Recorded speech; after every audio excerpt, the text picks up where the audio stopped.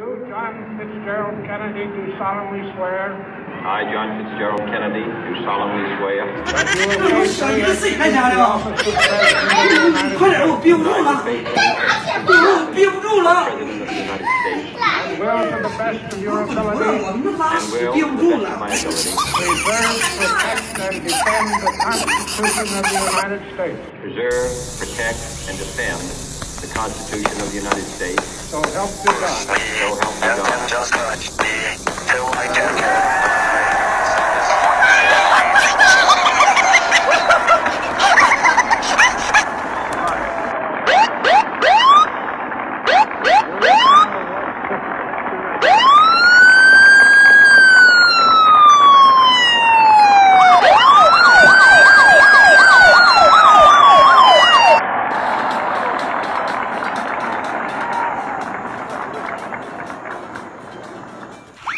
Vice President Johnson, Mr. Speaker, Mr. Chief Justice, President Eisenhower, Vice President Nixon, President Truman, Reverend clergy, fellow citizens.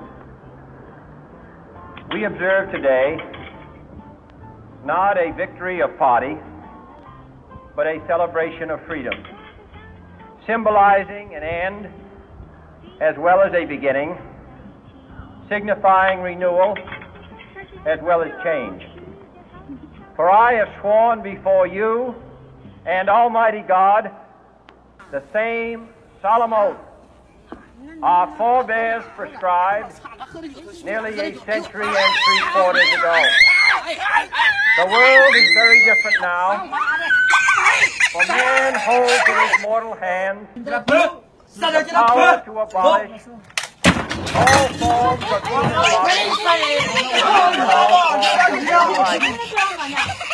and yet the same revolutionary beliefs for which our forebears fought are still at issue around the globe. The belief that the rights of man come not from the generosity of the state, but from the hand of God. We dare not forget today that we are the heirs of that first revolution. Let the word go forth from this time and place to friend and foe alike that the torch has been passed to a new generation of Americans born in this century, tempered by war, disciplined by a hard and bitter peace, proud of our ancient heritage, and unwilling to witness or permit small undoing of those human rights to which this nation has always been committed, and to which we are committed today at home and around the world. 兄弟，放手！我不放！我不放！不放，我会害死你的！我坚决不放！ Let every nation know, 老子下来讲我孩子， whether it wishes us well or ill, that we shall pay any price, bear any burden, meet any hardship, support any friend, oppose any foe, to assure the survival and the success of liberty.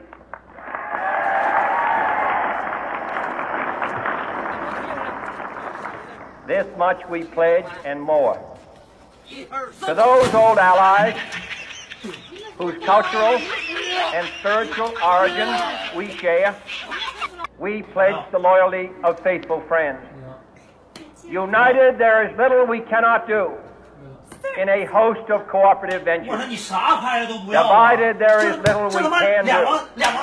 For we dare not meet a powerful challenge at odds and split asunder. To those new states whom we welcome to the ranks of the free, we pledge our word that one form of colonial control shall not have passed away, merely to be replaced by a far more iron tyranny. We shall not always expect to find them supporting our view, but we shall always hope to find them strongly supporting their own freedom, and to remember that in the past, those who foolishly sought power by riding the back of the tiger ended up inside. 没事吧？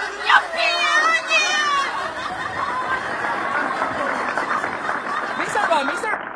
To those people in the huts and villages of half the globe, struggling to break the bonds of mass misery, we pledge our best efforts to help them help themselves for whatever period is required, not because the communists may be doing it, not because we seek their votes, but because it is right.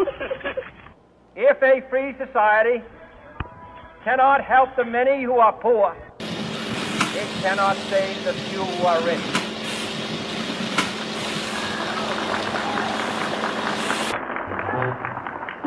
To our sister republic, south of our border, we offer a special pledge to convert our good words into good deeds, in a new alliance for progress, to assist free men and free government in casting off the chains of poverty. But this peaceful revolution of hope cannot become the prey of hostile powers. Let all our neighbors know we shall join with them to oppose aggression or subversion anywhere in the Americas. And let every other power know that this hemisphere intends to remain the master of its own house.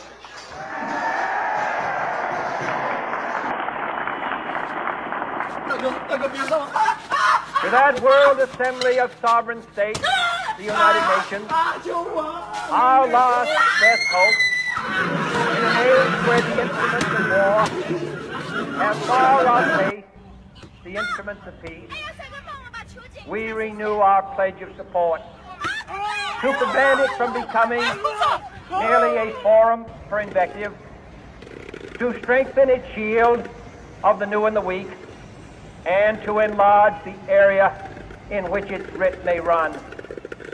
Finally, to those nations who would make themselves our adversary, we offer not a pledge, but a request that both sides begin anew the quest for peace. Before the dark powers of destruction, unleashed by science, engulf all humanity in planned or accidental self-destruction. We dare not tempt them with weakness, for only when our arms are sufficient beyond doubt can we be certain beyond doubt that they will never be employed. But neither can two great and powerful groups of nations take comfort from our present course. Both sides overburdened by the cost of modern weapons, both rightly alarmed by the steady spread of the deadly atom, yet both racing to alter that uncertain balance of terror that stays the hand of mankind's final war. So let us begin anew, remembering on both sides that civility is not a sign of weakness, and sincerity is always subject to proof. Let us never negotiate out of fear, but let us never fear to negotiate.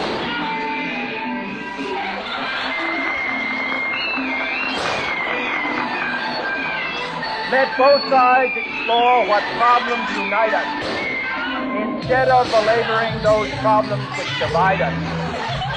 Let both sides, for the first time, formulate serious and precise proposals for the inspection and control of arms, and bring the absolute power to destroy other nations under the absolute control of all nations.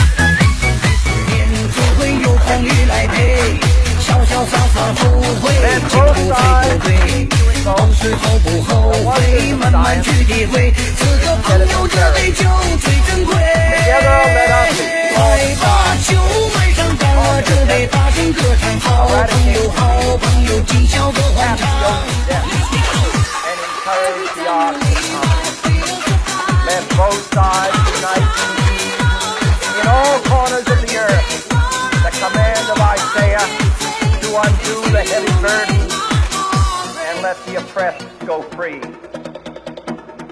And if a beachhead of cooperation may push back the jungle of suspicion, let both sides join in creating a new endeavor